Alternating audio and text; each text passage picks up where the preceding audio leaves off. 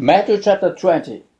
For the kingdom of heaven is like a landowner who went out early in the morning to hire men to work in his vineyard. He agreed to pay them a denarius for the day and sent them into his vineyard.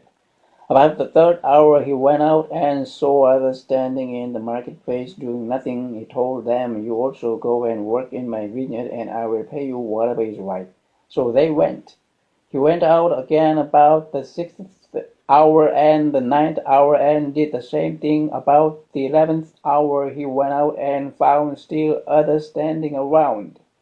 He asked them, "Why have you been standing here all day long doing nothing?" "Because no one has hired us," they answered. He said to them, "You also go and work in my vineyard." When evening came, the owner of the vineyard said to his foreman, "Call the workers and pay them their wages, beginning with the last ones hired and going on to the first."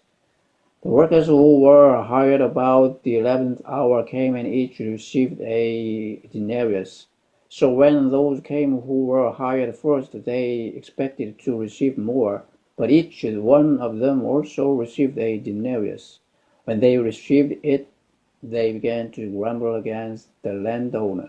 "These men who were hired last worked only 1 hour," they said, "and you have made them equal to us, who have borne the burden of the work and the heat of the day." But he answered one of them, "Friend, I am not being unfair to you. Didn't you agree to work for a denarius? Take your pay and go. I want to give the man who was hired last the same as I gave you.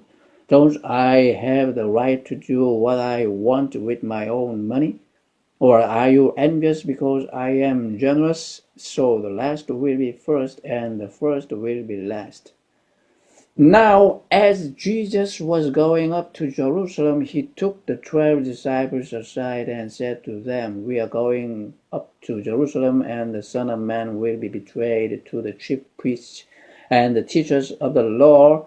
They will condemn him to death and will turn him over to the Gentiles to be mocked and flogged and crucified. On the third day he will be raised to life." Then the mother of Zebedee's sons came to Jesus with her sons, and kneeling down asked a favor of him. "What is it you want?" he asked. She said, "Grant that one of these 2 sons of mine may sit at your right and the other at your left in your kingdom." You don't know what you are asking." Jesus said to them, "Can you drink the cup I am going to drink?" "We can," they answered. Jesus said to them, "You will indeed drink from my cup, but to sit at my right or left is not for me to grant. These places belong to those for whom they have been prepared by my Father." When the 10 heard about this, they were indignant with the 2 brothers. Jesus called them together and said, "You know that the rulers of the Gentiles lord it over them, and their high officials exercise authority over them. Not so with you. Instead, whoever wants to become great among you must be your servant, and whoever wants to be first must be your slave, just as the Son of Man did not come to be served, but to serve and to give his life as a ransom for many." As Jesus and his disciples were leaving Jericho, a large crowd followed him. 2 blind men were sitting by the roadside, and when they heard that Jesus was going by, they shouted, "Lord, Son of David, have mercy on us."